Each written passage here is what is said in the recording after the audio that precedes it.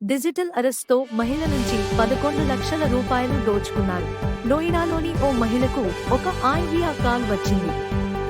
ఆ వ్యక్తి తను ఒక సిబిఐ అధికారి అని పరిచయం చేసుకున్నాడు.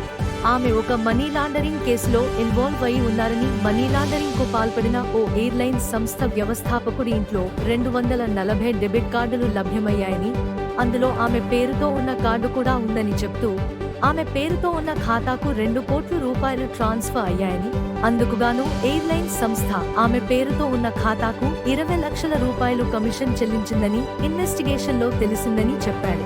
ఆ కేసుపై విచారణ చేపట్టాలని, అందుకోసం ఆన్లైన్లో స్కైప్ ద్వారా కనెక్ట్ అయి ఉండాలని చెప్తూ సుప్రీంకోర్టు ఆమెపై అరెస్టు వారెంట్ జారీ చేసిందని, ఈ విచారణ చాలా గోప్యంగా జరగాలని, బయటి వాళ్లకి చెబితే శిక్ష మరింత పెరిగే అవకాశముందని కూడా హెచ్చరించాడు.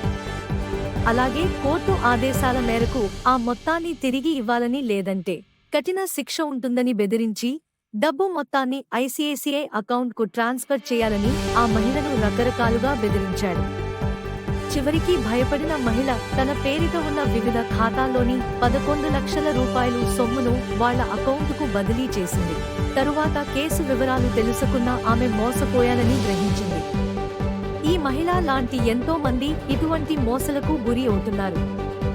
కావున ప్రజలు ఇటువంటి కాల్స్ పట్ల అప్రమత్తంగా ఉండాలని ఆంధ్రప్రదేశ్ సిఐడి పోలీస్ వారి విజ్ఞప్తి. ధన్యవాదాలు.